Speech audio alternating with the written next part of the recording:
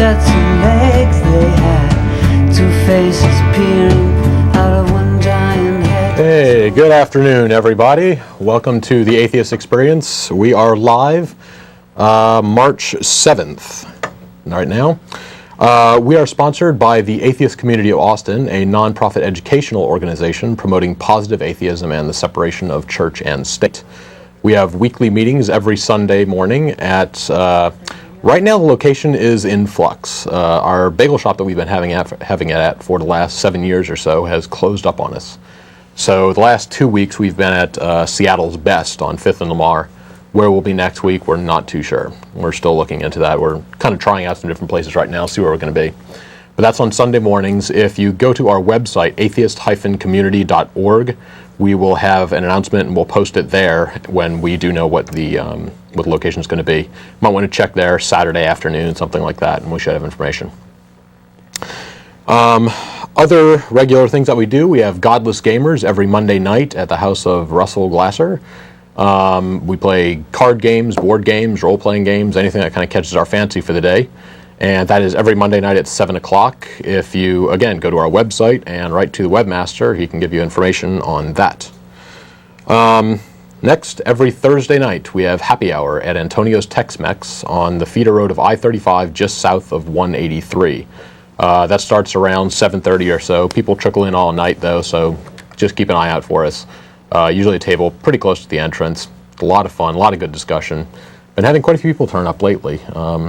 I had been missing out on it for a long time, but just recently got back into it, so that's a good time. Last thing we have, our internet audio show, The Non-Prophets, is every other Saturday on atheistnetwork.com. It's a live MP3 stream. And the next one's going to be March 13th, this upcoming Saturday. We didn't have one yesterday. We're having one this upcoming week. That's hosted by Jeff D., Russell Glasser, and whoever decides to crash the house that day.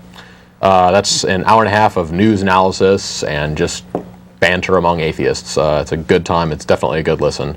Like I say, atheistnetwork.com, they have the link. If you go to our webpage and you click on the Nonprofits link, they have a link there to the live audio stream. So if you have trouble with the Atheist Network site, you can get it from our site. Like I say, that is every other Saturday. Finally, we have the University Atheist and Agnostics. They are a registered student UT group, and they have meetings, I believe it's every Thursday. You'd want to check their website. It's www.uanda.com, I believe.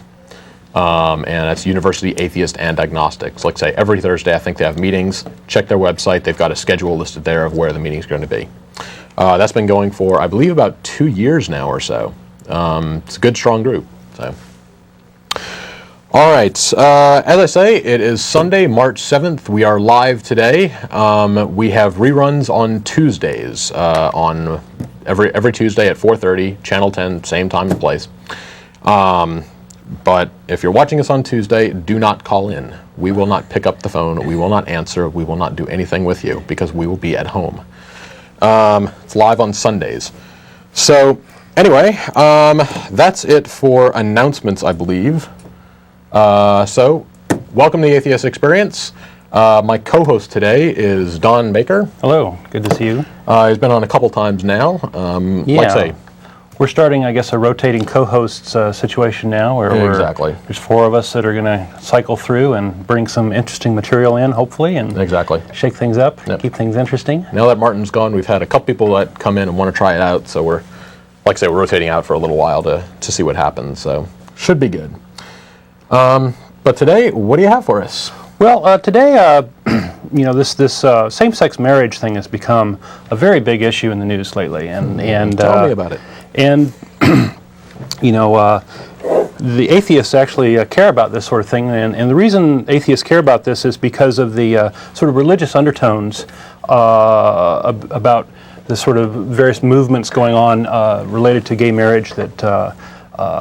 There's a lot of sort of religious prohibitions against homosexuality and such. A lot of churches have decided that they don't want to do that, and not only that, they're getting involved in the political process to ban this sort of thing. And so the atheist community of Austin is actually working on a statement related to this proposed constitutional amendment that's coming up in the news, and we'll talk more about that in a little bit. But the atheist community of Austin is basically saying that they haven't heard any secular arguments that they believe make any sense against same-sex marriage, and keeping with the principle of the separation of church and state, they want to sort of make a statement that the church shouldn't be imposing their will on other Americans, that sort of thing. So that's the gist of why atheists are interested in this, or think it's important. I'm going to switch now to some of the news that's happened in regard to this issue. Things have really sort of bubbled up and become kind of front burner sorts of things.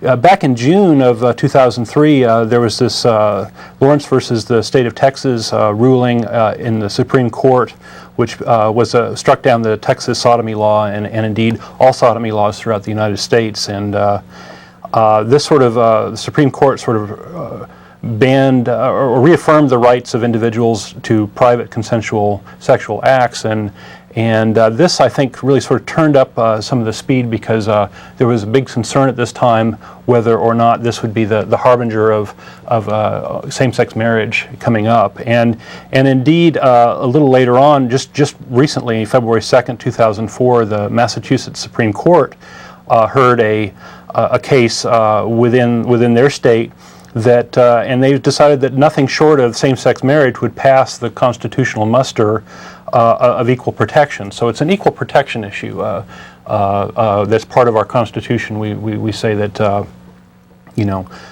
any law you have should apply equally to everybody, and one can make a case that gays are excluded. So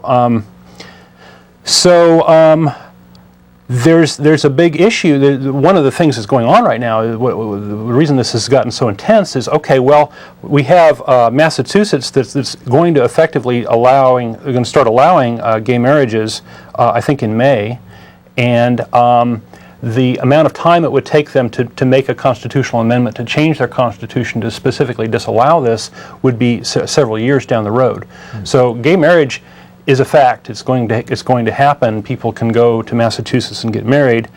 So this begs the question of whether other states need to honor those marriages. Okay, so if we look again at the Constitution, we have the full faith and credit clause of the United States that says that if one state makes a law, particularly with regard to marriage and a lot of other things, that other states need to sort of recognize that, and we can't have sort of completely disjoint laws. And yet we have that, because we have, over the last 5 or 6 years, we have the federal government and a number of states, quite a number of states, enacting the so-called DOMA, Defense of Marriage Act laws, that say if anybody else allows same-sex unions, we're not going to accept them. So it's specifically against what most people would think would be the Constitution, and in fact these things have yet to be tested in the courts. So all of this tension is building, and then on February 24th, which is very recently, Bush called for a constitutional ban on same-sex marriages because such weddings, quote, threaten the most fundamental institution of civilization. And then he had another quote where he says, marriage cannot be severed from its cultural, religious, and natural roots without weakening the good influence of society. I have a little trouble parsing that, but very often that's a problem with what he says.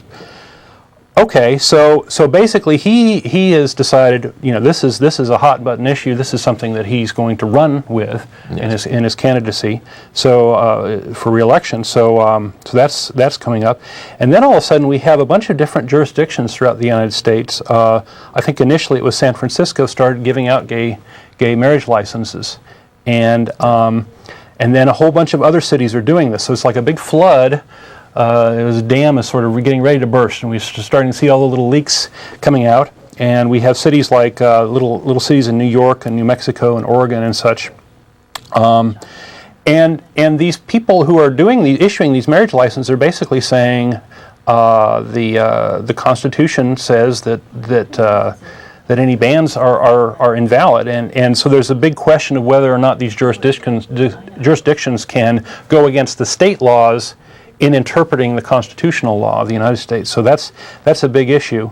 But from my understanding, though, is Massachusetts the only one that is legally issuing them? That's right. Now? We have Vermont, who a while back is allowing what are called something like unions? Or domestic. They're like civil unions. Okay. Is what they're not called marriages, okay. but it's the same thing legally, I assume. Well, actually, no. There's quite a bit of difference, and let's go ahead and talk about that. We have, of course, a religious marriage where you go into the church, you go down the aisle, and you have a priest or a minister, or whatever, blessing it and such. And that's sort of one sphere, one thing called marriage, and pretty much everything I'll say today has nothing to do with that. We're talking about the civil institution of marriage, which is where you go and get a marriage license, which is the only thing that the states recognize is this more or less legal thing. Okay. So that's something I would call civil marriage, and I think today that will be what we'll talk about when we're talking about marriage is the civil marriage. Okay. But then there's sort of shades of gray down from there. We have the notion of civil unions, which are Vermont, for example, has civil unions. They allow same-sex couples to be joined this way, and they get some benefits from the state, but they're not recognized in the United States. And if they go out of their state, it wouldn't. Okay. The full faith and credit clause wouldn't even necessarily apply. Okay. So it's definitely marriage light. And then even sort of further down the scale, we have a notion of domestic partnership registrations, which confers some rights in certain cities, but that's not even really on the map. So what we're really talking about is marriage where we have two people coming together and wanting to get the full kit and caboodle of rights and privileges and responsibilities. No one's trying to shirk that. Okay, so Bush has made these claims that marriage is a sacred institution. He used that term, and talked about the sanctity of marriage, which are basically religious terms, right? Yes. So Bush is certainly welcome to his opinion, but we have the notion of separation of church and state in the United States, and what somebody believes shouldn't apply to somebody else. It's simply that simple. So what does this marriage amendment look like? Well, we have, it will likely change over time as it gets argued and such, but there's sort of a straw man thing called the Federal Marriage Amendment proposed by Representative Marilyn Musgrave from Colorado. And I'll go ahead and read it to you. It says, marriage in the United States shall consist of only the union of a man and a woman. Neither this Constitution nor the Constitution of any state nor state or federal law shall be construed to require that marital status of the legal incidents thereof be conferred on unmarried couples or groups. Okay, so this is a proposed constitutional amendment that basically says marriage is this, and none of the benefits of marriage can be applied in any other situation than marriage. Okay. And one of the very troubling things about this is this clause of the legal incidents thereof, and some people wonder whether, if I wanted to, set up a will between me and my partner, for example, would that be banned by this law? That sort of thing, because flipping it around, you have rights of survivorship that come along with marriage. So if you try to reproduce those rights via other means, does this strike that down? Which is very disconcerting. I mean, that would have to be so far-reaching that it couldn't possibly be backed up in any way. I mean, I can write a will to leave everything I have to my brother. Sure. There's no legal problem against that, so why couldn't I write one if I had a partner? So a lot of people have rightly concluded that this clause is flawed. Okay, it doesn't make sense. But I think what's interesting is that it's sort of a vindictive sort of thing. That not only are we going to define marriage as this, but you can't have anything that looks like it. Yeah, is the sort of sentiment here. Okay. So we've talked about definitions, we've talked about some of the news items. By the way, in today's Statesman, there's a very nice little article in the Insight section on gay marriage, and I recommend taking a look at that, and we might borrow some material from that later on.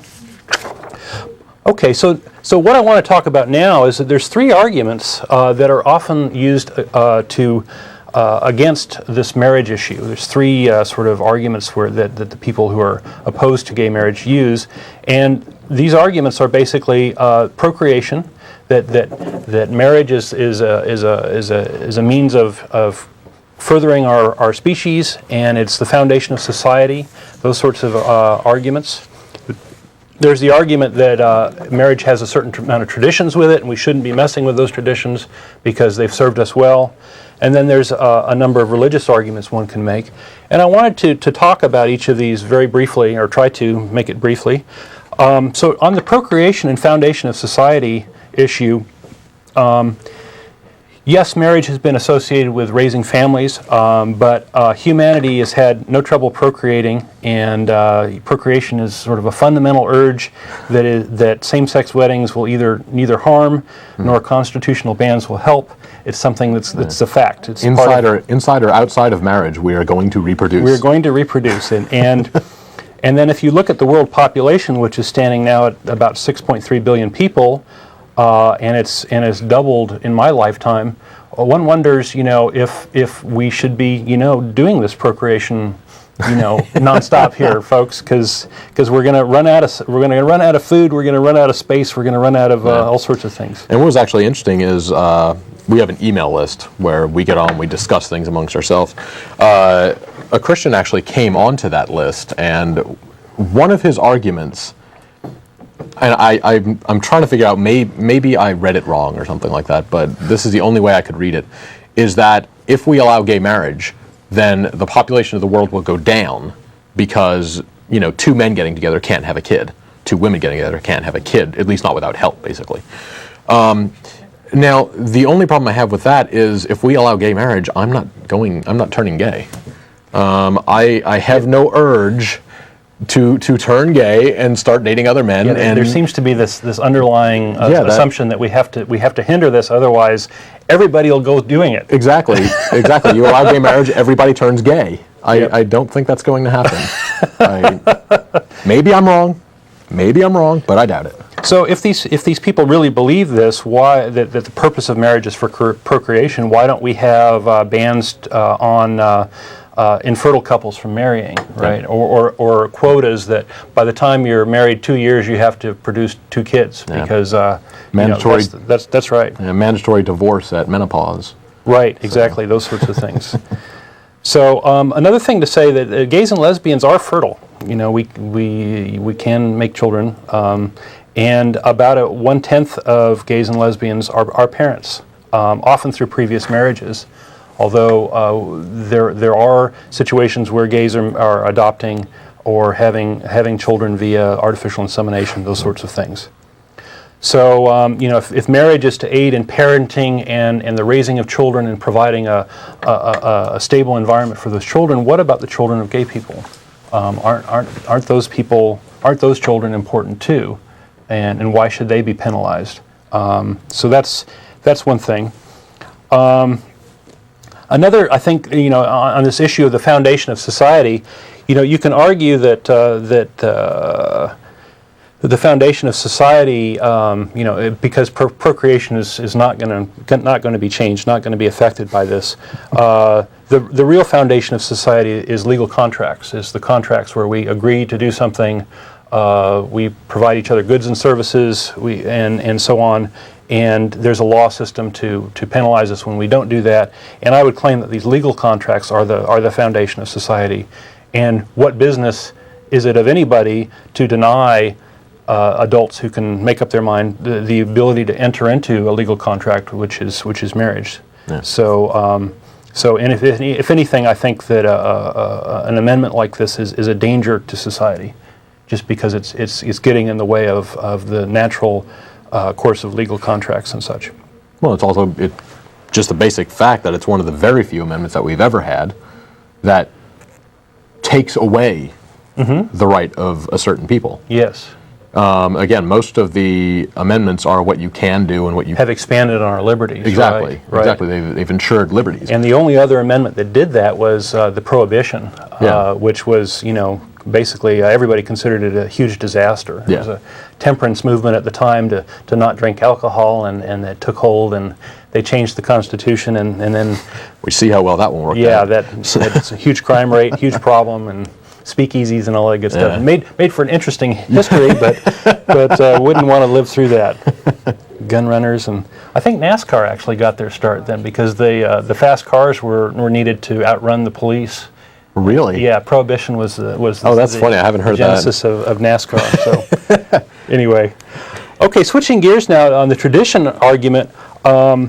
The marriage has had a very, very interesting tradition, or not tradition, a very interesting history, and I would claim that it's evolved quite a bit over the years. There's a very good book on the subject, and there's many good books, but I'll pull up this one. This is called "What Is Marriage For?" By E.J. Graff. She is a lesbian author, but she's not necessarily got a big agenda or whatever. And she argues that marriage has changed a lot over the years. It's gone from something that is basically a property ownership. The wife to be was basically a property, and it was marriage was a financial transaction between the in-laws and the husband to be, and there was a dowry involved usually, so money transfer and so on, and that's what it usually used to be, and today what we have is something more based on equality. Women and men generally have pretty equal rights in marriage, although there's still some remnants of some of the steps along the way. And one of her arguments is that same-sex marriage is basically the ultimate conclusion of this equality between the people in the marriage partnership. So if we take a look at some of the biblical traditions, since many of the arguments against marriage are based in the Bible and based in religion, it's certainly worth taking a look at those histories. There's some very interesting things going on. We have, in biblical times, women were considered men's property. Men had multiple wives and concubines. The wives needed to be virgins at the time of the transaction. We certainly don't have any of those sorts of things now. Moses himself had a child with a slave, because at that time the assumption was, well, the woman didn't contribute anything to the child. I mean, the woman was just the bakery, right? And wow. The man had the seed, and the seed, germinated in the wife, and that, wow. and she was a non-participant. So that was the sort of mindset, and that's how what people believed in biblical times.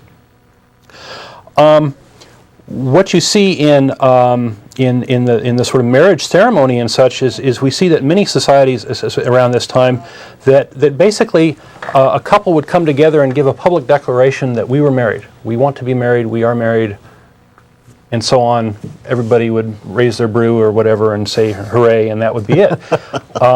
But the point is that for in biblical times and long before, marriages had a lot to do with the two people coming together and deciding this sort of thing themselves, or it was basically a contract between the two people. Okay, so marriage was not something that religion introduced.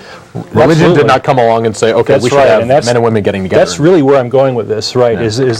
Is that in many ways religion was sort of an afterthought. Okay.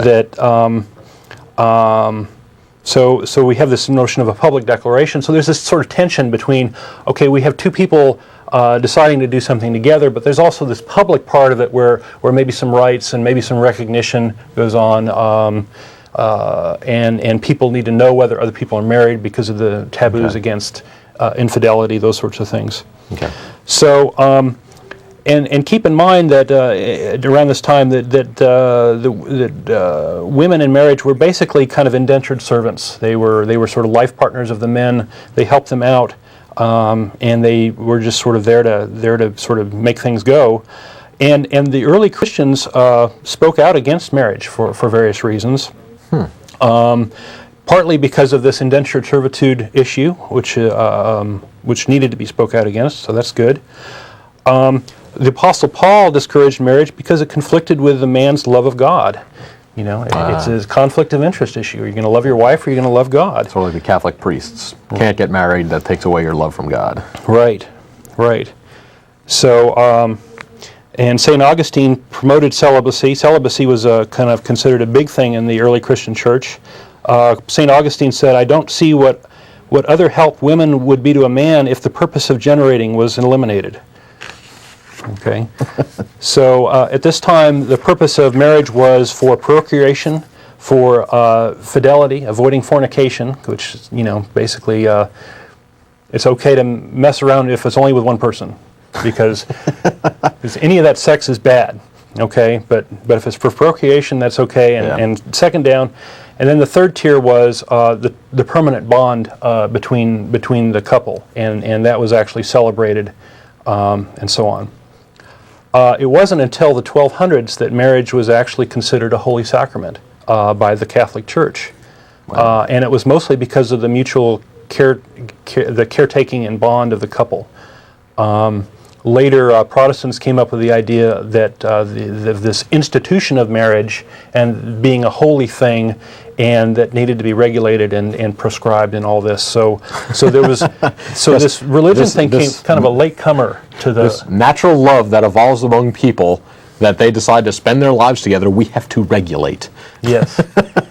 Yeah, and the Catholic Church is somewhat infamous for selling indulgences, which for various purposes. But one purpose was, well, you know, if you're going to marry somebody and they're a relative, that's taboo. That's not a good thing.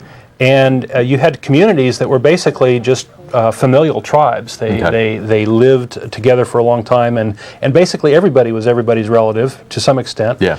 And so you had to pay the church some money to get an indulgence, which is basically for them to overlook this problem or to bless the marriage. So that was kind of a little bit of business for them. So some of the innovations that happened here, I think, with religion was that religion began to take control of the institution of marriage, or began to insert itself, and you know, for the Middle Ages, Catholic marriage is a sacrament to be instituted in order to have children legitimately and to raise them with the fear of God. Was another little interesting little quote. So there's an innovation here that, okay, well, rather than going out and conquering the world to get converts and such, why don't we just manufacture them? Why don't we just have our current believers make new believers? And if you take a long-term view, that works out very well. Christian factories, and all of the Catholic weddings I've been to, even today, this sort of theme goes on. All of the Catholic weddings I've been to have said, you know, as part of our blessing to you from God, you have to go out and make lots of children and raise them in the church. And I don't know if that, you know, is something that you've seen in Catholic weddings or not. Okay. I haven't noticed that all that much, actually, but haven't been to too many weddings myself, so. Okay. But on the homosexuality issue, it turns out that the Catholic Church between 500 and 1500 actually did have same-sex unions and partnerships. And there's been a big debate of whether those were really considered weddings or whether they were just, you know, two buddies that wanted to I don't know, get together, I don't know. But, and you can imagine who's on whose side. So there's actually a book on this subject called Same-Sex Unions in Pre-Modern Europe by John Boswell, which I recommend you read if you're interested in that. Okay, so more recently now, turning up the clock, we have some other changes that go on. We have the fall of the prohibitions against marriage outside one's religious denomination. It used to be very much taboo for Catholics and Jews to marry, that sort of thing. In 1967, the Supreme Court struck down states' laws restricting mixed-race marriages. So even as late as 40 years ago, we have some big changes, and religion was very much an issue at that time as well. So to conclude on this tradition issue, we have marriage really has changed a lot. and in many more ways than I've even scratched the surface of. It's very interesting sort of history. The institution moving away from property rights towards more equality and more focused on love, a little bit less on child rearing, although that's a very important part of it. And your definition of what's a traditional marriage depends on your perspective. It depends on how far back you want to look, what religious tradition you come from, what age of the religion, and so on. So with that, I want to shift gears and talk about the third sort of argument against same-sex marriage, and that is these religious arguments. And as we've said earlier, concerning civil marriage, religion really has no part in it in the United States. We have a secular government, and although we do have a religious minority of Christians, a majority of Christians, it's really not their decision. It's not their decision. So there are many religions that actually do perform same-sex blessings and such, and I think that if marriages were allowed, these religions would be performing same-sex marriages. So I think it's wrong for one religion to sort of trump another religion. That's very much against this sort of freedom of religion that we have in our country. So I'm kind of curious, basically, as to how it came about that gay marriage is not something that we already allow. I mean, there is no law that says marriage should be, again, a white woman and a white man. And then in 1960 you said, okay, fine, one of them can be a different race. And so we kind of changed the law, and now we're going to change it again. There are no laws as far as I know. Yeah, I think what we're seeing is that the laws are sort of chasing the culture, right? The culture has had these norms, about maybe taboos against mixed race marriages, and then all of a sudden people started doing that, and then they sort of said, oh, well, what are we going to? What does this mean legally? So the laws are sort of lagging behind the reality of what's going on. I think that's part of the deal there. Because I think if you look at a lot of laws right now, they can be interpreted in such that pretty much any two people getting together would be fine. There aren't that many that restrict it. Mm-hmm. There are age restrictions out there, but I think that's really about it. I don't know. Are there laws out there that say two men cannot be married? I think in some states it is very clear about the genders of the people involved, and I think that's what happened in Massachusetts. Is the way their constitution was written didn't mention specific genders. Okay. So it turned out to be easier to challenge the law there and say, what about this? Okay.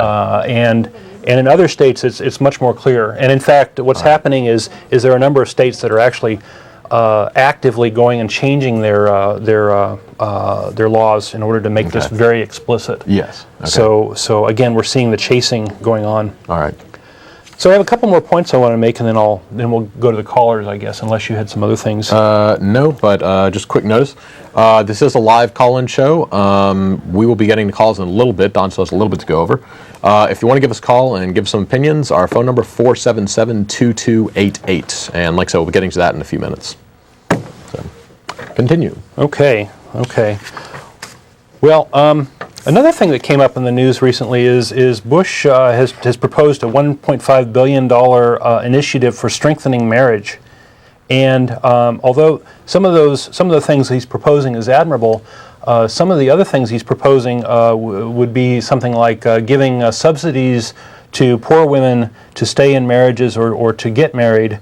And one has to wonder, if marriage is a sacred institution, why is somebody trying to go in and meddle with it using the government's powers? So it's what's the government for? It doesn't quite add up as far as I can tell.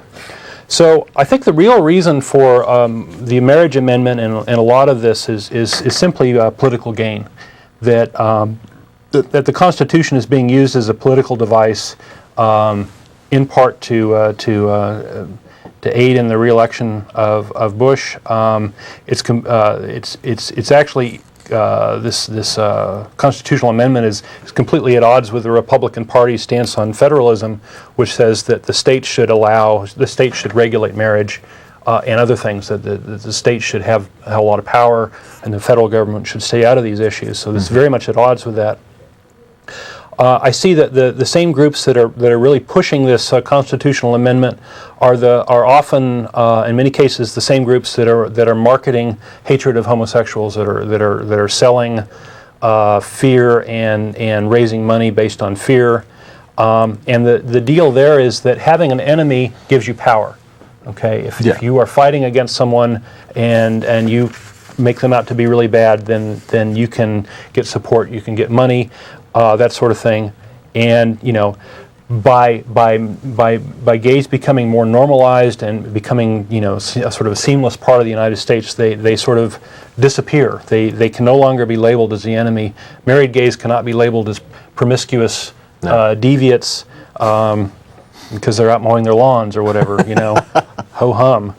So and I think it's, as an American, I think it's really horrible. This has become such a front burner issue when there are much bigger issues like the economy and the jobs and education that really deserve some time.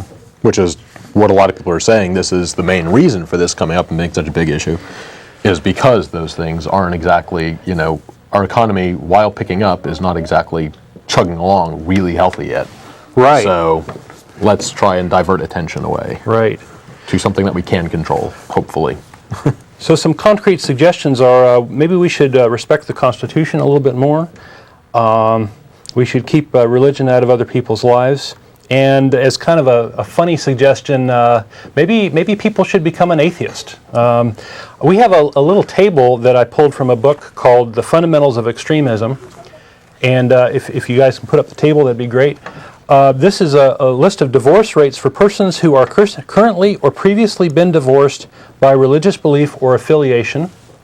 We're having a little trouble with our graphic. There it is. There's our graphic. So we're looking at divorce rates, and basically this came from originally this came from a study titled "Christians are more likely to experience divorce than are non-Christians." And basically you can see that the divorce rates are pretty high among various divisions, but down here at the bottom we have atheists and agnostics with a lower divorce rate. So maybe we should all become atheists and agnostics and have better divorce statistics. If we want to save marriage, we can do that. Promote atheist marriages. But I think the sort of underlying thing here is that religious marriage and all of the baggage that comes along with it actually adds some weight to a marriage that sort of needs to be shed. And that's, I think, what you're seeing in this table. Well, thank you guys. I think a lot of religion kind of promotes that marriage is the expected thing to do. When you're young in a very Bible-believing, strict church, when the girl turns 16 years old, it's already kind of like, so who are you looking at now?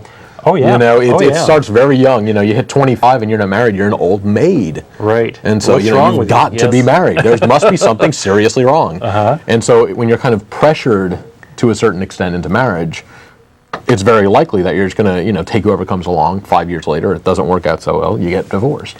Right. Whereas atheist families or, less religious families don't have such a pressure. And so if I don't get married till I'm 30, not a big deal. Right. So. Right. Okay, well, maybe this is a good time to start taking callers. We have a couple folks on the line. All right. Again, phone number 477-2288. We are live right now. It is March 7th, and it's Sunday. Like I say, we have reruns on Tuesday at 4:30, but those are reruns. So anyway, we have got Joe. What you got for us? Well, I totally agree with y'all that this marriage constitutional amendment is totally a Bush trying to get his base back, who he's sort of angered with the issue of immigration. Exactly. There's a lot of other stuff going on right now that doesn't look so good. Right, so. Right. And that, if people really understood the history of what marriage traditionally was, I don't think as many straight people would be married either. Yeah. But actually, I had another question, which is kind of off topic, but that's fine. Hoping y'all could field it.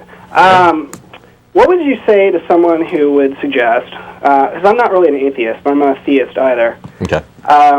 That because of the way our perceptual accoutrements work in our brain and our neurology, that whether you're a theist or an atheist, you will gather evidence based on your empirical perceptions to prove which position you take. Okay. Meaning evidence of that you have seen, felt, touched, read, whatever. Right. Well, evidence that atheism is the correct position or theism is the correct position based on, filtering of perceptions. Okay. Oh, yeah. Okay. There's part of our brain that actually, and this is an evolutionary adaptation, there's part of our brain that invents stories about what has been seen and so on. And this part of the brain has been called the confabulator by a researcher, and I'm probably going to mispronounce his last name, but it's something like Gazinga or. But he's a researcher that basically says, okay, well we have a benefit by figuring out cause and effect in certain situations, and this part of the brain is going to make up a story, and in effect the story becomes the reality or our perception of the reality. And absolutely, the culture that you're immersed in has a big impact on what those stories are. So. We don't see miracles of Jesus in India, for example, because Christianity is just not that prevalent there, and absolutely the culture factors into it. Okay. Right. Well, doesn't that also make all dogmatic positions untenable, basically? Even atheism, because if your perceptual units automatically filter your experience into whatever story you're trying to tell yourself, then doesn't that make not even agnosticism, but sort of a suspended belief, period? Like not believing anything, just sort of drifting through the world without any clear ideology or dogma with which to concretize your experience. It's typically not a good idea to have any beliefs that are set in stone, and this is my idea on religion, God, or politics, or whatever, and have that completely unchanging. Instead, what you should try and do, and again, it's kind of human nature. It's hard not to have concrete ideas that are really tough to change. But ideally, what you should be doing is looking at the evidence for what you have. We don't have any real evidence that there is a God, and so we choose not to believe. Now, if something came out tomorrow... I think he's asking a deeper question. Well, what I'm actually wanting to know is that non-local quantum events sort of prove that information can travel between individual particles without constraints of time-space. Okay. So that doesn't suggest that there's a God necessarily, but that some sort of conscious... Well, not consciousness has a lot of baggage that goes along. Word. Well, that's a big word right there. Right. Basically, what that shows is that we don't know it all just yet. Right. Understood. we're still learning. Yep. We know quite a bit about physics. We know a lot. We can get rockets off to And there are deep limits to what we can perceive. Right. We can't perceive things on the very small scales. We can't perceive things on the very large scales. We are in a sense slaves to our cultural upbringing. And it's good to be aware that does give us some limitations. Yeah. So there's a lot of hurdles to overcome. Yeah, like I say, we evolved to tell the difference between mice and lions, and dust and planets start getting a little bit more abstract. Right. Don't have to deal with them every day. Okay. But did you have anything else for us? That was it. Okay. Well, thank you. All right. Thanks. Thanks, Sean. All right. Who do we have now? Okay, Mike, what you got for us? Hi, guys. Hi. I've got a couple things to talk about. One is the gay marriage, but first, at the end of last week's show, you're talking about the Passion of Christ and how that a lot of Christians are using this for justification for hating Jews, because Jews supposedly caused Jesus' death. Yeah. And that has always confused me and always bewildered me, because on the one hand, they say the death of Christ is the best thing that's ever happened, because his death exactly all of our sins. Yeah, if the Jews did kill him, shouldn't they be thanking the Jews? Exactly. I've always kind of had questions about that. Right. Maybe the whole thing was predestined by God, so the Jews exactly. are irrelevant to the whole question. Exactly. Yeah, according to the Bible, Jesus came down. His whole sole purpose was to die. Mm-hmm. Yeah, someone had to do it. So. Yes. If no one did, is he going to scourge himself and put nails in himself and hang himself? I mean, Christians should be thanking Jews. Yeah. But anyway, actually, a friend of mine who is on the nonprofits every now and then. Every now and then he's on some of these Christian news groups and such, and Ask an Atheist and whatnot. And sometimes he'll get with the Christian and ask them, okay, let's assume that, you could actually travel back in time and see Jesus as he was on the cross. Would you take him down? Most of the time, they answer no, because he had to die. He had to save humanity. And so, That's very telling, isn't it? it's very sad, but yes, I have to let, nature take its course, and I have to let him die. Okay, fine. Next part of the question. One of the Roman torturers, or the guys climbing up on the ladder to nail in the nails, is sick that day. Do you help out? And it just goes back. They lost one of the nails. You just happen to have one. Would you hand it over? And it keeps going back. And, so if you're going to hate the Jews, there's, that's not good. Yeah, that's what they use primarily for their excuse. I mean, I think they hate them just because of their own prejudice. Exactly. And they use that as an excuse to do it. Yeah. And to me, it's just like the gay marriage thing. They use religion. I think religion is the primary basis for them to not allow gay marriage. Yeah, and definitely. I think the quickest way to kill this talk of an amendment is to tack on saying, okay, we will also no longer allow divorce. Mm-hmm. Yeah. That's the quickest way to kill it, because again, the Bible doesn't allow divorce. Right. Yeah. How many Americans would go for that? Yeah. Mm-hmm. Or And just if they truly want to save the family, save the kids, Yeah. that's more important than not allowing gays. if they want to promote that the secular, again, the only real secular argument I've heard, as bad as it is that a marriage is for families. It's so that you can have children and raise them. Yeah. And so, again, if you want to follow that logic, then fine. We're going to have a new amendment that says gays can't be married. If you're infertile, you cannot be married. Yeah. If you're past menopause, you cannot be married. Yeah. And just tack on all these different things on it, it will not pass. Yeah, and I think you've made a good point in You that. cannot get divorced. What was that? Sorry? I think the quickest way is just tack on you cannot get a divorce. Right, and Yeah. you've pointed out a big issue, and that is that very often what's the marketing doesn't match the real beliefs, the Exactly. reality of it. And I Exactly. think you've pointed at that very well with that issue. That's all I had. Okay, thank you. Okay, thanks, Sean. Thanks. All right, and we have got Jason. What do you have for us? Hello? Yeah, you there? Yeah, actually it's Vincent. That's what the Vincent? that's what the hesitation was about. Oh, Okay, sorry. Well, yeah, I love the show. Thanks a lot for you guys doing this and taking for all watching. the strange calls and bearing all the frustration. I'm an atheist, graduate UT, graduated ancient history, which studying Greco-Roman history I was in school for like 8 years. So it's pretty frustrating to see all this flap about the Passion. Yes. And one of my critiques, of course, is that Pilate would have been speaking Greek to the crowd, not Latin. Yeah, I've heard of that, yeah. Yeah, and the Latin that they use, actually, and it's probably because they use Italian actors, it's the Italian pronunciation, which didn't come around to the Middle Ages. But you guys don't want to hear that. I have a whole lot of nitpicks. Not too many people there caught are on bigger that fish to one. fry than those, but yes, those are But yeah, worth pointing out. if they're going to try for the realism, you might as well go all the way. Exactly. And, of course, I have to say, the Jews didn't run Judea at the time any more than the Iraqis are running Iraq right now, or the Japanese ran Japan in 1950. They were an occupied people, and if Jesus had been convicted of a religious crime, he would have been stoned.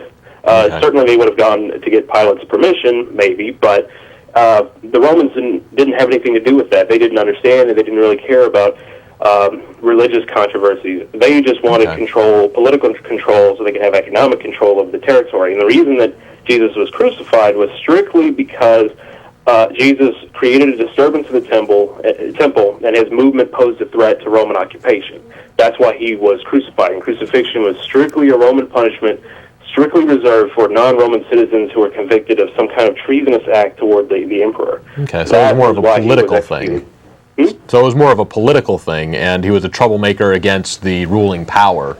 Rather than to be fair, it may have been the case that Caiaphas really had these his own personal and religious interests to try to get Jesus executed, and he played the right kind of tune for Pilate to interest Pilate in the execution. That may have been true. Okay. But really, I guess I would say it's the consensus among scholars is that the fact that Jesus was crucified that's the primary piece of evidence that he was guilty of a political crime in the thought of the Romans. It's even in the Gospels where Pilate writes on the little titulum that goes on the crucifix itself. Yeah. He says, Jesus the Nazarene, the King of the Jews.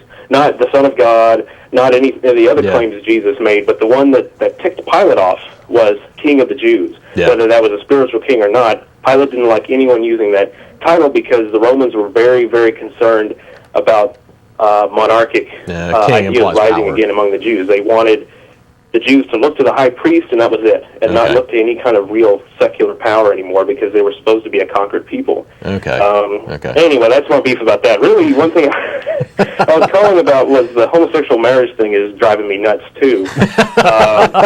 Okay. Well, you can see the fear on everyone's faces here, and I think it goes back to the fact that I've had devout Muslim friends, I've had devout Christian friends. They all get really tied into a knot about homosexuality, I think, because they can't really explain it. They can't explain why it's there.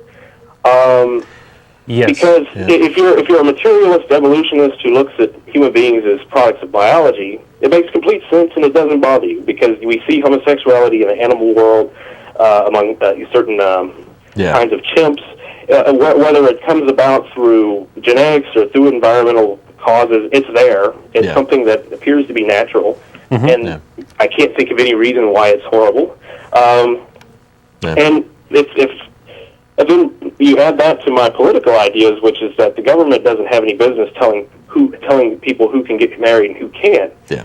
And so, therefore, if homosexuals want to get married, fine, So I think really what this is that Christianity, what we're seeing here is part of the fear here that Christianity and a lot of these kind of belief systems, they can't explain the world they see around them, and it makes them very afraid. I've told a Christian, tried to explain to a Christian one time, actually I wrote a 60-page Platonic dialogue to this effect, which is that as an atheist and a Christian arguing over what Christianity makes sense logically and morally.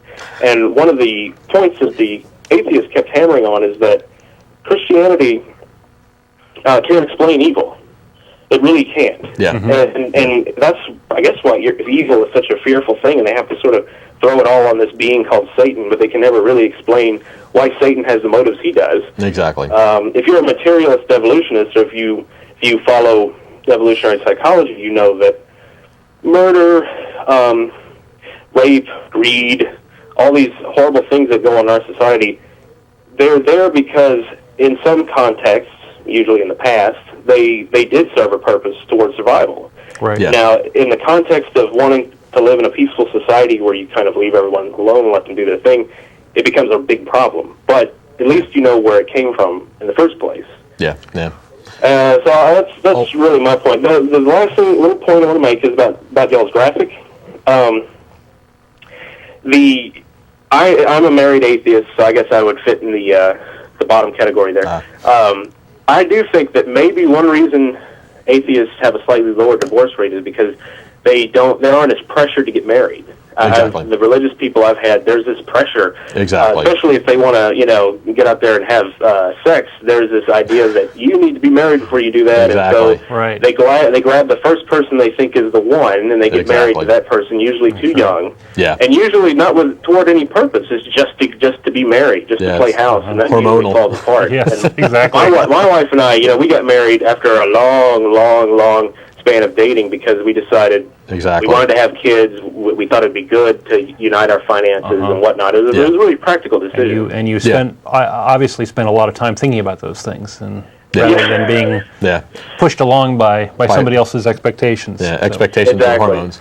So. Well, I don't want to take over your show, but thanks a lot for what you do. Well, thank you for your comments. Really happy that there's something like this on the air.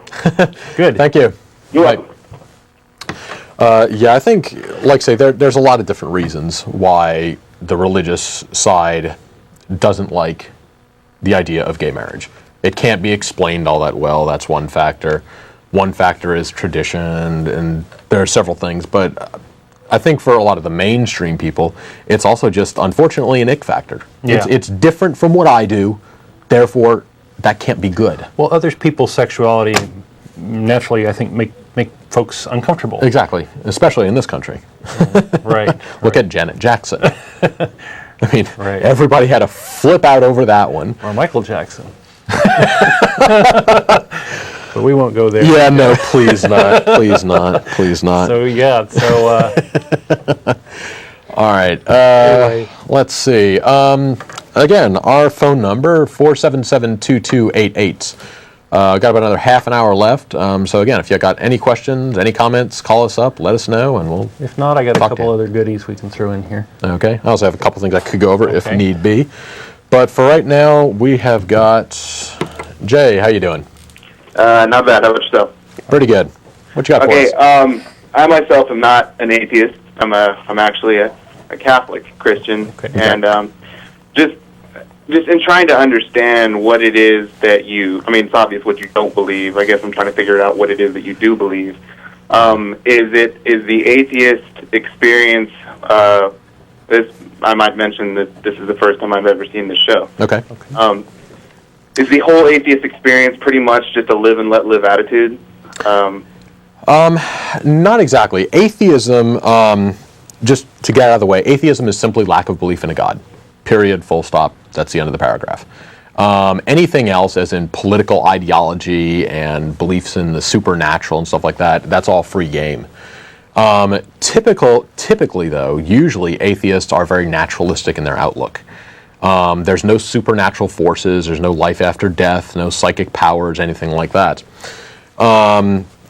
Morality, for instance, is a factor that we are a social species. We have to live together. You know, that's just what we have evolved to do, is live together in groups. In order for that to work out and not be a problem, we have found that it's better if we can work together to do things. If I don't steal your stuff and you don't steal my stuff, we're both a little bit happier at the end of the day, rather than one of us tries to club the other one over the head and take it and run. Again, there are actions have consequences, and we realize that if we're going to work together, the world's going to be a better place to live in. Yeah, I have something to add to that. And Okay. I would think a lot of atheists ascribe to what's called secular humanism or humanism, which is basically a creed that emphasizes a lot of what Ashley just said. That we are, we're all here together. There's nobody going to take care of us. We're going to have to take care of ourselves. Reason and science and technology are the best ways to do that. So those are some of the themes in secular humanism. Yeah. Okay, well, what about when technology and medicine and what have you? What happens when that fails? I mean, you obviously there's can't. There's no assumption that it's going to work all the time. There's no assumption that all the problems are going to be solved. So okay, granted. So take the things that have happened, events and just chicken soup for the soul stories that just pretty much can't be explained. People coming back to life when they were basically, their fate was sealed by whatever doctor was overseeing them. Things of that nature. I mean, does that not at all sway the atheist mind into thinking, well, if science said no, then obviously somebody else said yes. Well, science doesn't. We don't know it all. We don't have all the answers to every question ever asked. Again, medical science, for instance, we know a fair bit about how the body works, but we don't know it all. From what we have seen in the past, once you get cancer to this level, that's pretty much the end of it. But again, we don't know everything. And so, things do happen, we do learn. And like I say, that's what it is. But again, we can see that there are natural things that happen in these cases. It's usually not just that the only way that could have happened was God must have done it. There's usually some different explanation that perhaps we haven't found yet.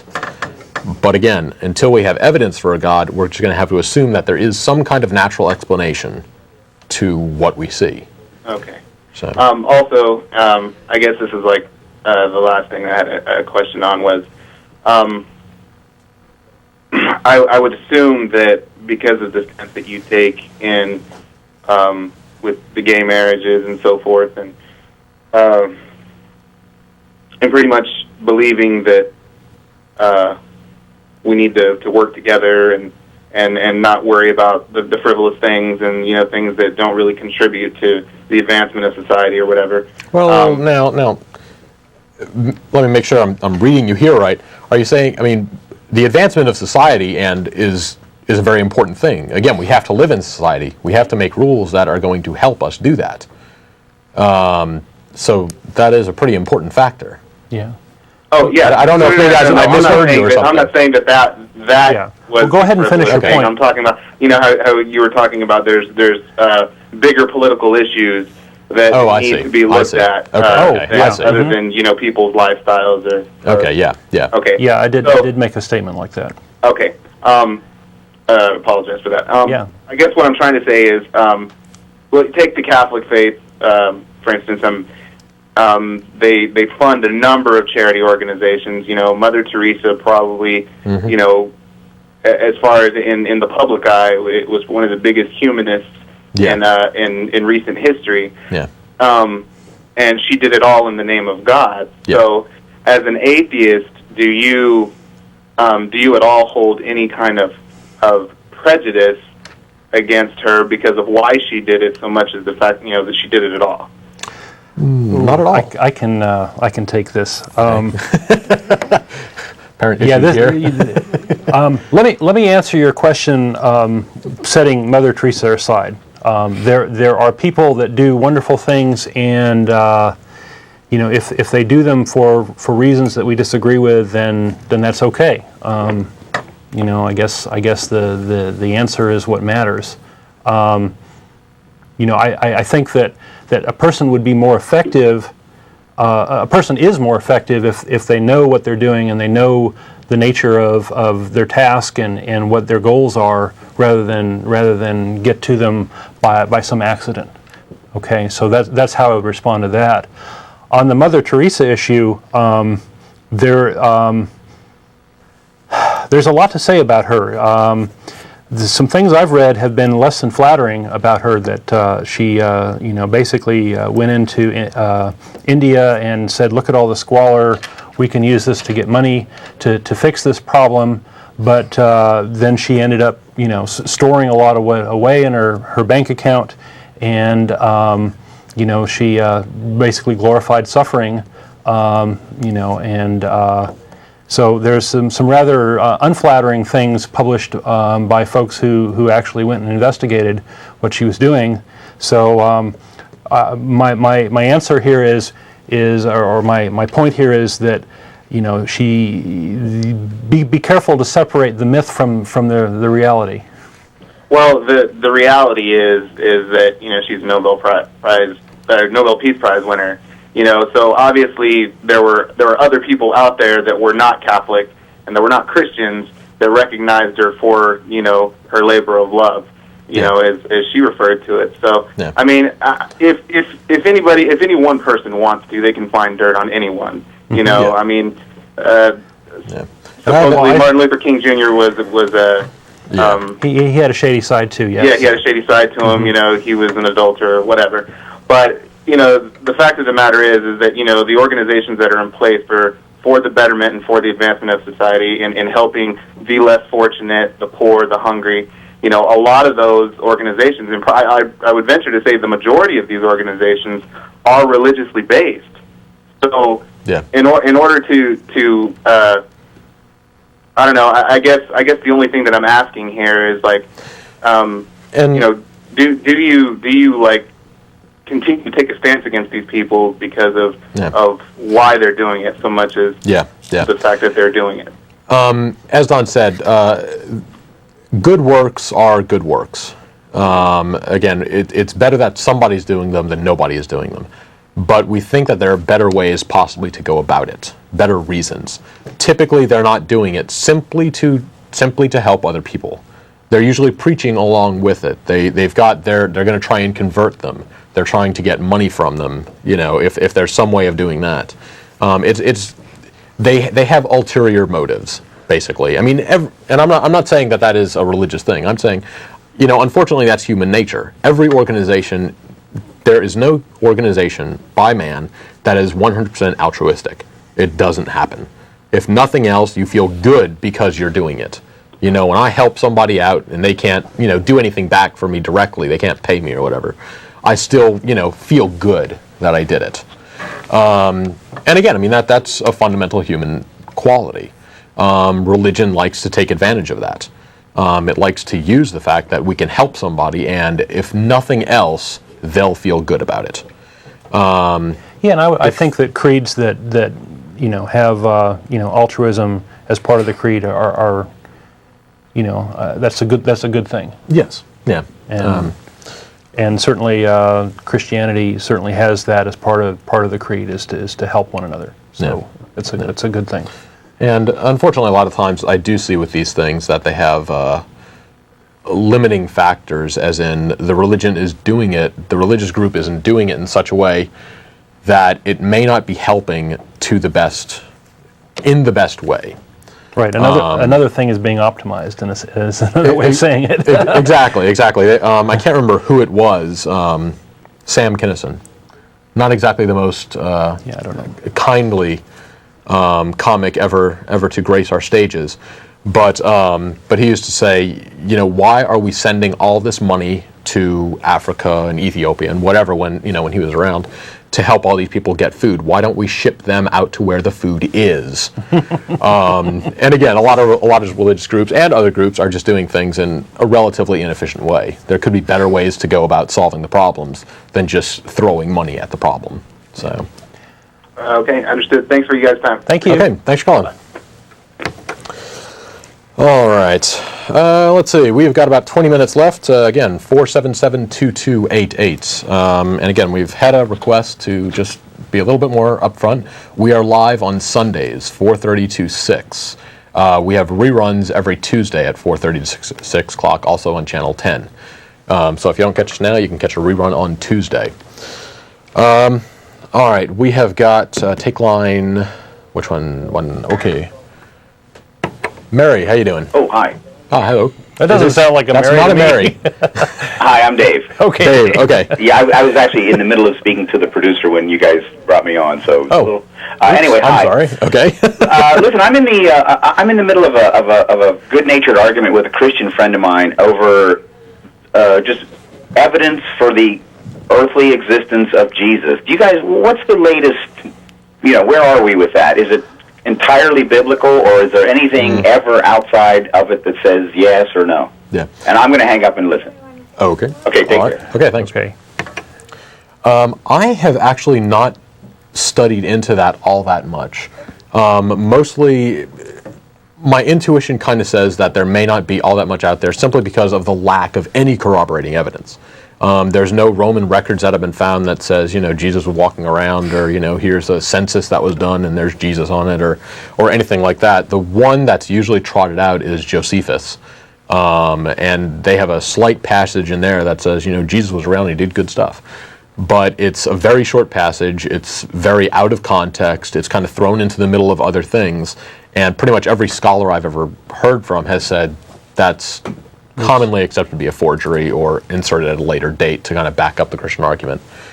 So basically, just given the lack of any evidence for him, I would say probably not.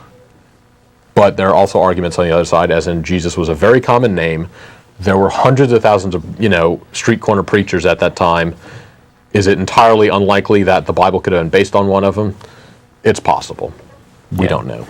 So I think the short version is the debate is still very much raging, and it hasn't been decided one way or the other. Yeah. So. Yeah. Okay. Let's see. Aha. That was a problem. Let's try again for Mary. We have Mary. How you doing? Fine, and I'd like to congratulate y'all on questioning the myth of Mother Teresa. And if anything, I would be less polite than you were. I mean, she glorified suffering so much that in her houses, it was documented in the British Medical Journal, they were extremely sparing with the painkillers. Mm-hmm. Whoa. And when she herself was ailing, she didn't check into one of her own facilities. She flew first class to someplace really nice abroad. Yeah, that's telling, isn't it? And by the way, I could think of someone that nobody could dig up any dirt on. Oh. I grew up in South Texas, and in the aftermath of Selena's shooting, the Tejana singer, Corpus was crawling with tabloid reporters trying to dig up something dirty on her. Oh, okay. And nobody could. Okay.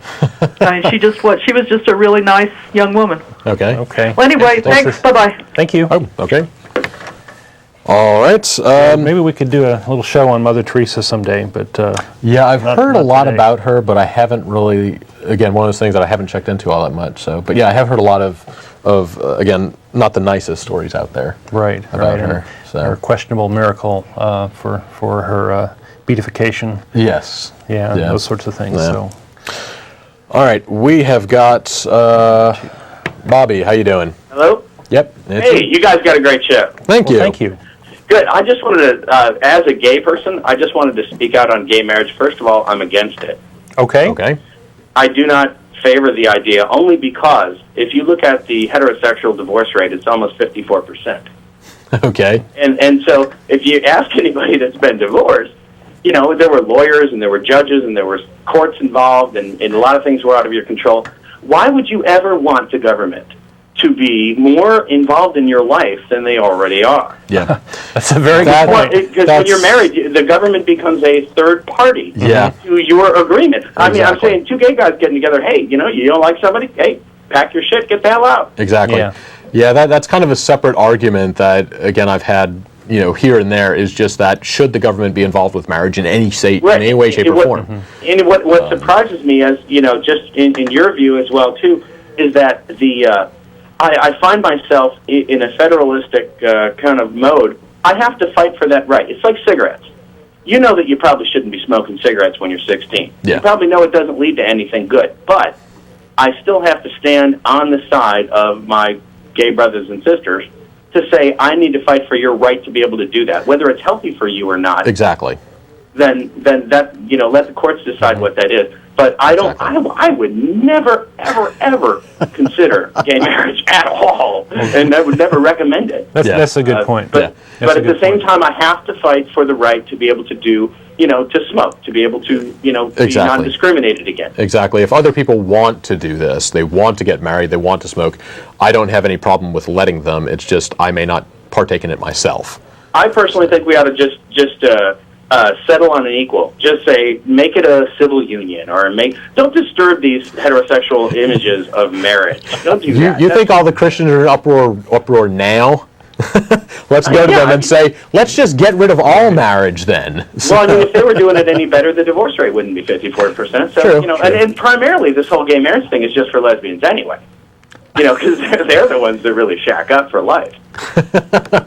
Yeah, someone posted in our email list as a joke that, you know, why would anybody really be for gay marriage? Want the IRS it's coming a up chick thing, isn't it? So you know, advancing something out of your next paycheck because you married this guy. Yeah. That's just wrong. Guys are a whole lot different than women.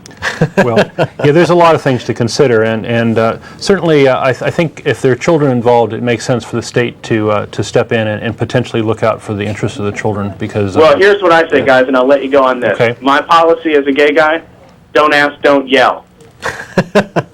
Okay. Okay. I'm just in the background doing my thing. Just leave me alone. All right. Okay. Okay. Later on. Thanks for calling. All right. Who do we have now? We have got, yes. Craig, how you doing?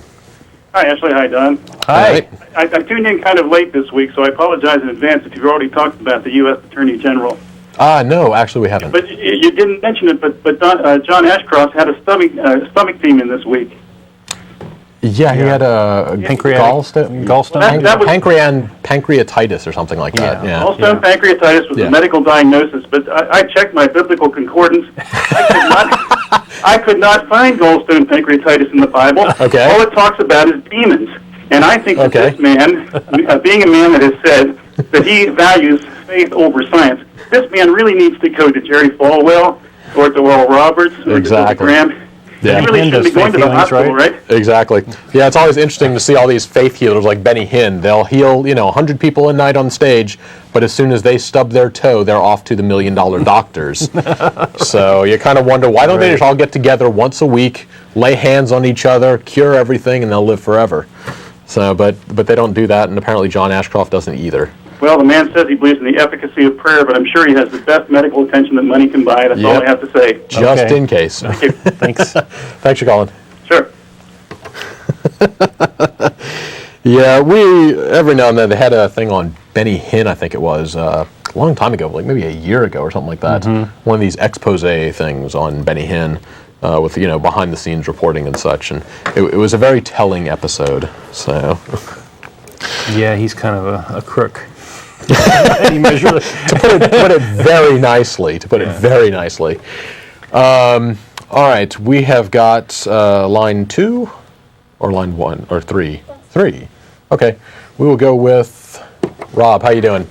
Hey, how you guys doing today? Yeah, pretty well. This is actually the first time I've called in. I looked at your show and I found it pretty interesting and all. I was raised a Roman Catholic, but pretty much veered away from all that in the sense that you kind of got to sift through all the BS and all the religions to kind of figure out what it is that's real, maybe what isn't real, and then again, I guess that's called faith. But my question is to you is, earlier you had made mention to the fact that we don't really know everything we need to know about science and the human body, and there's still more to learn. Yeah. Well, saying that, do you think that there's still a lot more to learn about faith itself?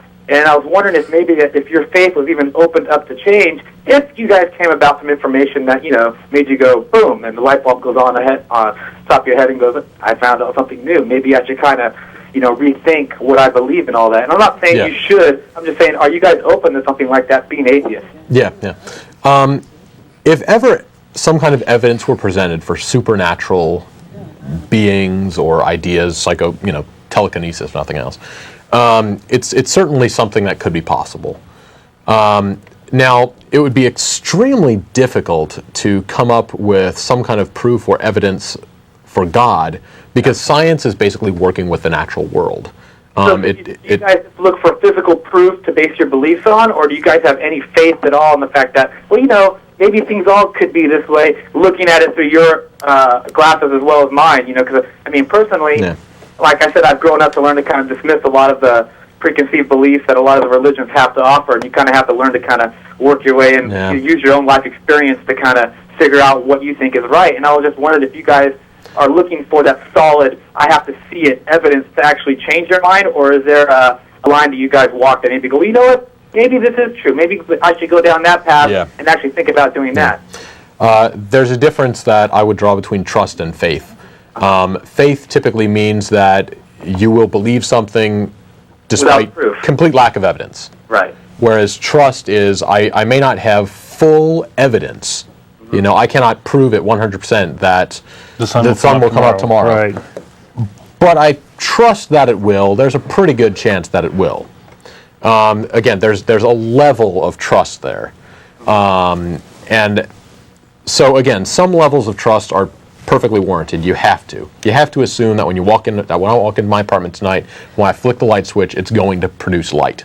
Right. I've got to have some level of trust in that. Well, I just want to say I appreciate you guys' show. I may not exactly believe everything that you guys agree with everything you guys do, but hey, you know what? I'm glad we have a country we live in where we can actually express these beliefs without any repercussions of going to jail or anything like that. But hey, all the support to you guys and good luck. All right. Okay. Thank you. Bye-bye. Yeah, again, there's a big difference between faith and trust. Again, 100% faith, in something when there's no evidence or no proof of it, I don't think is a good way to be creating worldviews. And living your life. It's dangerous. Yeah. Again, if you're going to take something with absolutely no basis in fact that can be found, it opens the door to lots of other things, and basically believing in lots of other things that again have no basis in fact. Sure, and it's especially dangerous if you get a mob psychology back behind it. Exactly. Doing things in the name of nonsense or whatever, something that doesn't turn out to be true. Yeah. Anything from flying planes into buildings to taking the Kool-Aid. So, yeah, I mean, the guy in a punch. Yeah, exactly. All right, we have got a couple more callers lined up. Again, we got 10 minutes left of the show, 477-2288. We're live on Sunday the 7th, and we are going to go out and talk to Ray. How you doing? Hey, the Bible beaters, they damn the gays because they don't believe in the sanctity of marriage under God. But then when they try it, they damn them also. How can we win? Is that fucked up or what? Yeah. Well, can't win for losing, right? The Bible is the big book of multiple choice. You can find any position you want and back it up equally well using the Bible. Well, Rick Perry could take some lessons from us. I'm sure you've heard that one. Yeah. Once or twice. Oh, come on, come out, Governor. Well. Okay, did you have anything else for us? That's it. Thanks, guys. Okay, thanks, Sean.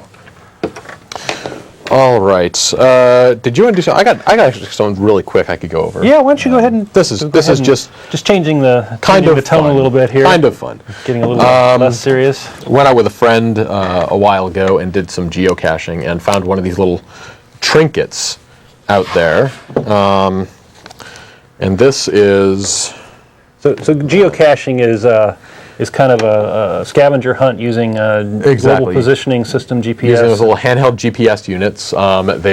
You can go out and find, caches that have been hidden. And this is what I found in one of them. Wash away your sins, moist towelettes. Now this is a parody. This is not an actual product, unfortunately. Sometimes the real products are that much more fun. But they have a whole product line here. They have the soap. And I have seen bars of soap and conditioner probably and stuff like that. The wash away your sins, moist towelettes. And if we can read the instructions on the back, right your wrongs with a wipe. Directions for use: remove moist towelette, devoutly wipe away wrongdoing. Spot check for stubborn guilt, wipe again as needed. Discard sins in waste receptacle. Go forth, purified and moisturized. No better antibacterial formula. Kill sins on contact. Handy reliable. Wash away your sins. Moist towelettes. So that's what we had there. The other thing that we had, and I'm sure a lot of people in town have seen these, but I just finally got around to picking one up. They have Chuy's restaurant, and they have their the silverware comes in these packages, and on the back they have got sanitize for your protection. Put up here. Yeah, sanitize for your protection. And if you can't read that, these are all a bunch of various mealtime prayers. Exactly. Yeah. Exactly. So if you're a Protestant, bless, O Lord, this food to our use and us to thy service, and make us ever mindful of the needs of others. In Jesus' name, amen. They also have a Catholic and a Jewish one. So it's very inclusive and very trinkety. But those are always fun. Maybe we should come up with an atheist prayer or something. Exactly. I get it on there. Yes, we thank the cooks and kind wait staff at this restaurant for serving us this lovely food. So, all right. Again, we've got a couple minutes left. If you want to give us a call, 477-2288. Did you say you had a couple more things you could hit? Yeah, I had a little interesting thing. I have a little. I'm going to read a part of an article from the magazine called Free Inquiry, which is a secular humanist magazine. There's no punches about that. And this is the February-March issue, and it's talking about. Let me just go ahead and read it. It's talking about the fact that the Catholic Church is exerting some influence in our government here. Let me read the first paragraph or so. Government and political leaders may soon have to decide between two masters, the public good and the Catholic Church. That's because the church is applying pressure like never before on public servants to get their policy statements in line with religious teachings. Two recent Vatican directives have prohibited Catholic office holders from supporting homosexual marriage, and U.S. bishops are discussing penalties from speaking bans to. U.S. bishops are discussing penalties from speaking bans to excommunication for this and other instances of ignoring church doctrine. So here we have the Pope, who is basically a foreign leader. Leader of a foreign country. The Vatican's considered a foreign country, and he's basically coming in and influencing our politics. Yeah. And this strikes me as kind of annoying. You know, it kind of pisses me off a little bit because you know, Saddam Hussein was a bad guy, no doubt, but he didn't have the balls to come and meddle with our politics, right? Yeah. But the Catholic Church has no problem doing that. So. Yeah. Anyway, I thought that was a little worth a little comment. More and more religious people trying to get their fingers into other things where they shouldn't be. Yep. Let's see. We have got Jamie. How you doing? Just fine. Hi. Hey, I had a quick question for you guys, just because I myself have never just sat down with an atheist and talked to them. Okay. But are you guys based on, we don't believe anything religiously, or is it mainly Christianity? Because I don't see like a Buddhist-free dish on your show. Okay. The main reason, we don't believe in any gods, period. Now, the reason that we usually focus on Christianity is just because we're in America. That's what the dominant religion is over here. That's what most of our callers call in about. We have, just as much lack of faith in the Hindu gods and the elephant gods and Allah and any other god that you care to present to us. Thor and whatever. Thor and Isis. None of them exist either, as far as we're concerned. But again, this is America. Christianity is the dominant religion over here. That's the one that comes up the most often. Okay. I was just curious. Okay. Thanks. Right. Thanks, Charlotte. And here's a little food for thought. If you don't believe in Thor, then you're an atheist too. Exactly. We just believe in one less God than you do, most likely. Yep. Of the hundreds of thousands of gods that have existed throughout history, we're just one less than you are. Yep. So, all right. We have Steve. What you got for us? Just a quick question, and then I'll hang up. Do you guys actually believe that the gay marriage amendment will go through? I mean, is that a real serious threat, or is that just something for a political year type thing? My feeling is that it won't. I think that if you were to sort of take a poll today, which many people have done, the feeling is a sort of we lost him. Okay. Against gay marriage, but I think as there's more discussion and more thought about it, people will come around and sort of shed off the emotionally charged arguments and will reason about it. So in some ways, maybe it's not a threat, but certainly the president and others have put it on the front burner and said that this is a very important issue for America, and we're reacting to that. Yeah, I've kind of heard both ways, but I really think that if this were something that were seriously being pushed, rather than just an idea that's being floated around, I think there'd be a lot more voices and a lot more concern and different views on it. Right now, they're positioning it as in this is protecting marriage. This is protecting man-woman marriage. I think if it were really being pushed hard, then the other side would be coming out saying, no, this is actually restricting the rights of another group of people. Basically, we're taking this minority group and we're saying, no, you can't have what everybody else has. And I think that a lot of people would then they're not so much for gay marriage as in they don't want gay marriage to happen, but they're even less likely to say that we should restrict the rights of other people. And so they would still they wouldn't want to pass something like that. Modifying the Constitution is a very, very serious thing. Exactly. And exactly. It takes a big consensus to make that happen. Yeah, and I don't think we have a consensus. And I think in the time frame that we're talking about, again, it's an election year. I think that is a big factor of what's going on right now. They're trying to, pander to the religious right. I think with the amount of time that something like this would take to get that kind of majority, it's not going to happen. So at least we can hope.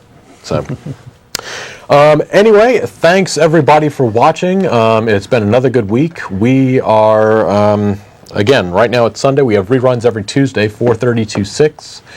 And we have bagel shop meetings. We have meetings every Sunday. If you go to our website, atheist-community.org, you can find information there. Also, if you did not get a chance to call in or you think of something during the week that you want to tell us about, we have an email address, tv@atheist-community.org. Go ahead and write us, give us feedback, and we'd love to hear from you. Anyway, hope you had a great time. Everybody have a good weekend and enjoy the week, and we will see you all next week. Thanks for watching. Okay. Bye. Goodbye.